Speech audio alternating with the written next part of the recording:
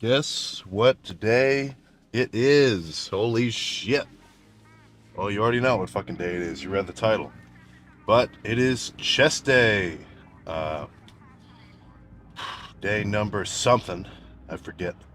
But fucking excited. Chest and shoulders gonna be sweet. It's actually, not midnight tonight. I'm lifting it. It's like 7:30 right now.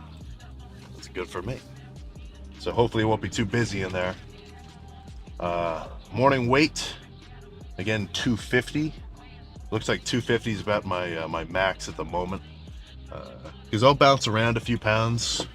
Like I've kind of been bouncing around 250, 248 the last few days.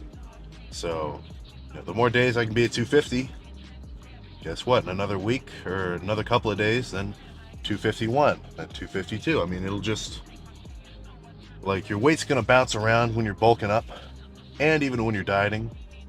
But what you're looking for is that trend line, which, as long as you're on track with your macros and your sleep, and you don't do anything too crazy in terms of your diet, you should make some good progress. So in terms of chest, gonna keep it pretty much the same as usual. Just dumbbell bench first. I might throw in some Smith machine bench. I kind of get the itch for that.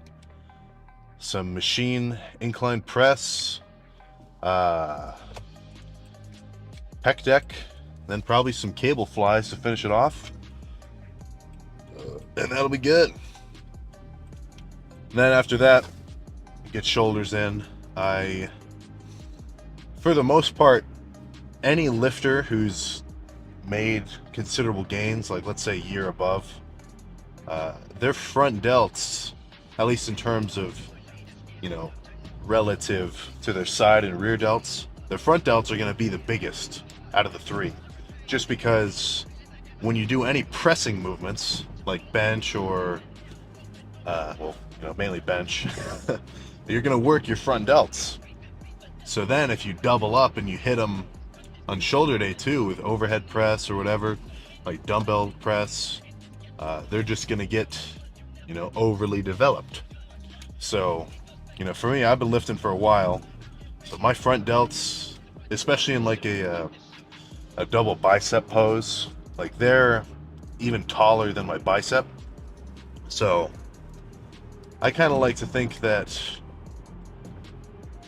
it's people have different looks, but if you do a bicep flex and your bicep is at about the height of your shoulder or higher, then that's a bit more impressive in my mind. Kind of makes your arms look even bigger.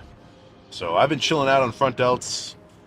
Like I haven't done any overhead pressing for years. It's got to be like 2 or 3 years. But I mean, back then I was like, I'd throw the 110s up for shoulder press. I always like the dumbbells the most.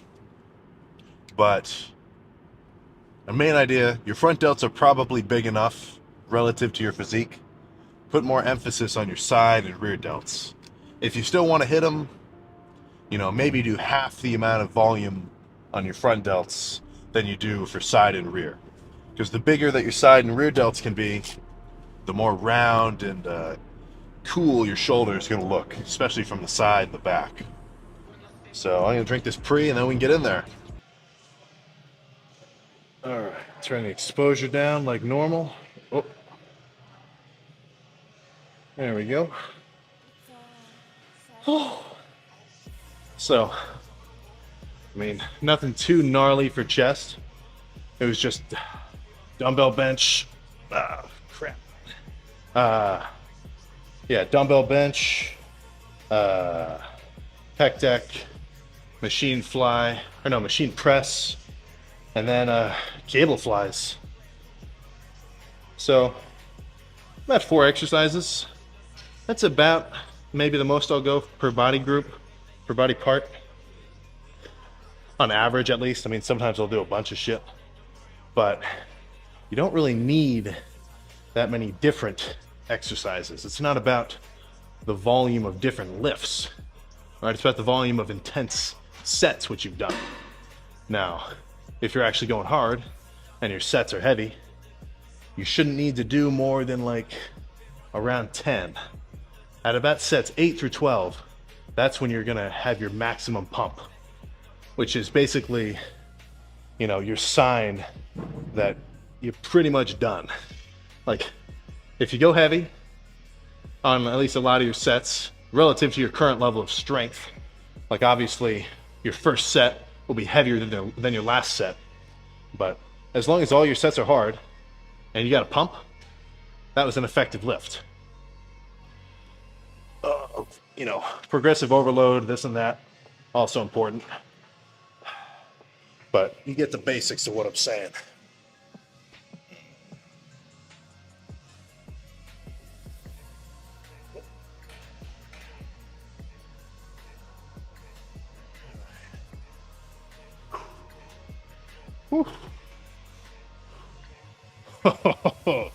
That is pretty good. That is a rather abhorrent chest pump indeed.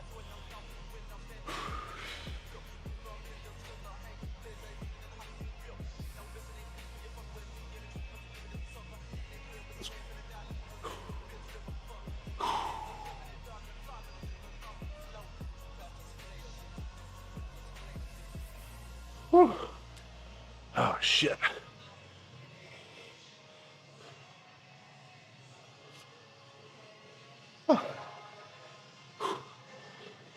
Oh.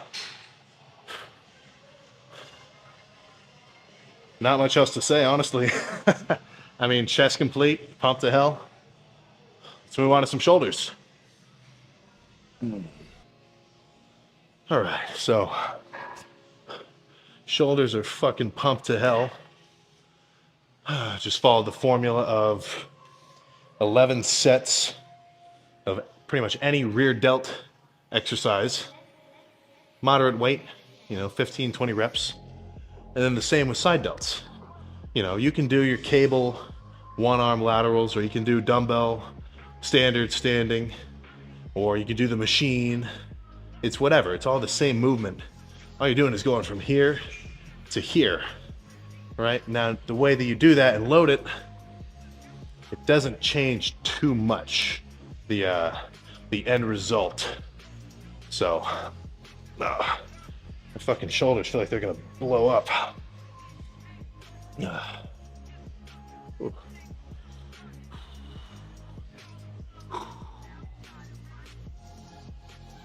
Whew.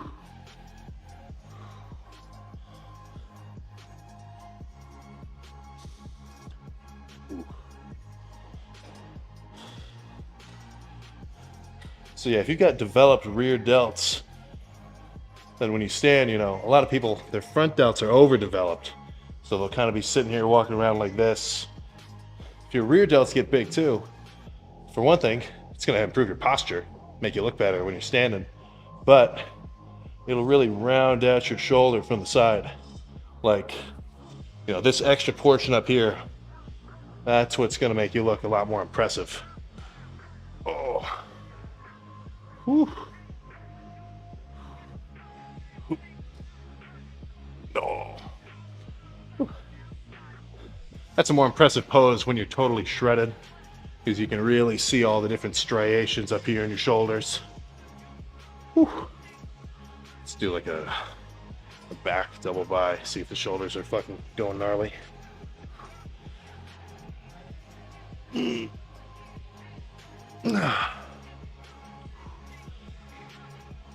Ooh.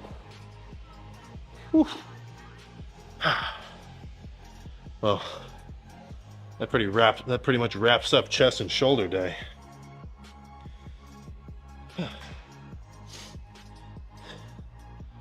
Gonna go finish calves and then fucking get some car talk going. God damn it.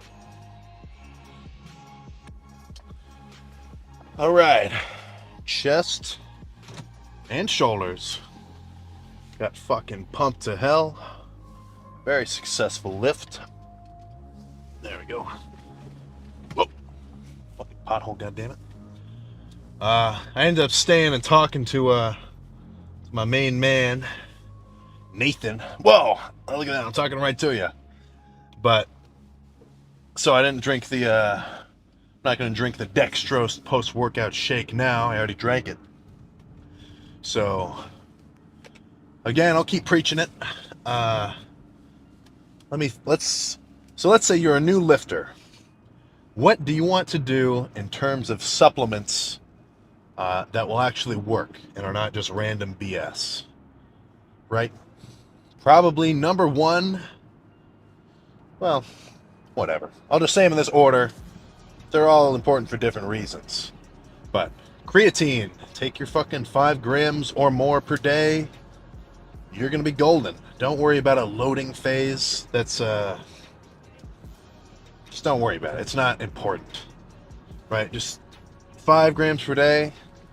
I've been doing upwards of like 8. I might just be wasting it, but I'd rather do more than not enough, right? I'd rather do more than I need than less than I need. So creatine, it's going to fucking make you a little bit stronger. It's going to give you a little bit of, maybe a little bit of an extra rep or two, extra ATP floating around. Everybody's heard the science behind it. So creatine, legit. Take it. If you're not, you're a fool. Vitamins, right? You're going to want to take all of your fucking vitamins. Everybody, for the most part, is going to have at least a vitamin D deficiency. And, if you're a machine, right? Let's say you're a car, you don't just need gas, which is food, right? You also need your windshield wiper fluid. You need your oil. Blah, blah, blah, blah, right? So it's not just about what you're eating. It's also about your micronutrients. So I'd say an adult multivitamin is probably good enough. And then maybe if it's missing out on a little bit of stuff like biotin or I don't know which other ones. I just take a bunch of them. But if you just get like an adult multivitamin, you're gonna be good. Just take that every night. You can even get it in a fucking gummy, right? It's not that bad.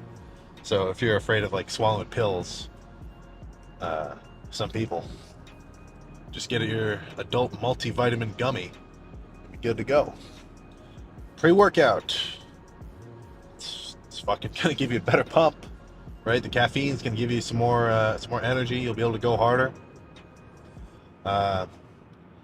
I'd say the only ingredients that you need to look for in a pre-workout are going to be arginine, L-arginine, citrulline malate, and caffeine. Those 3 ingredients are the primary ones in any good pre-workout, right? The arginine and the citrulline are those are the pump ingredients. So they're going to help get more fluid floating around in your bloodstream, make you look a little bit more veiny while you're working out. Can improve your, in a bro science logic, it'll improve your blood flow, which will help get more oxygen around to all your muscles. And the more oxygenated your muscles are, the better they're going to perform and recover. But in a more direct result, you're just going to get a way better pump, which is going to correlate to the quality of your workout. And the caffeine, that's going to give you some fucking energy. Now, if you get crazy jittery, or if caffeine doesn't work with you, maybe look for a non-stim pre-workout, right?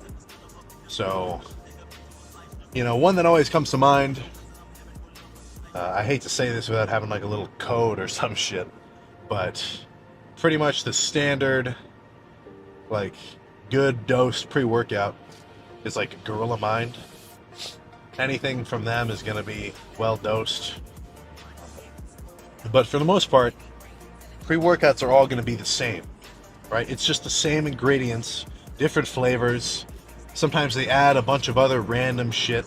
Like if you look at the ingredients list on your pre right now, if you've got one at home, it's probably got fucking 30 different ingredients, right? But the only ones that really matter, as far as I'm concerned, are going to be the citrulline, arginine, and the caffeine. So what I do is I buy those in bulk. So I go on Amazon, I look up fucking NutriCost, and Yeah, fuck yeah. So I go on Amazon, I look up NutriCost, L-arginine, citrulline malate, caffeine. So I get like, 500 grams of the arginine at a time, and I get like 500 grams of the citrulline at a time, or whatever the largest amount you can get is. And it doesn't have to be from NutriCost. It can be from whatever bulk supplement shit you want. But just buying those bulk ingredients is more cost effective than taking your pre every day for like $40 per tub for like a month's worth.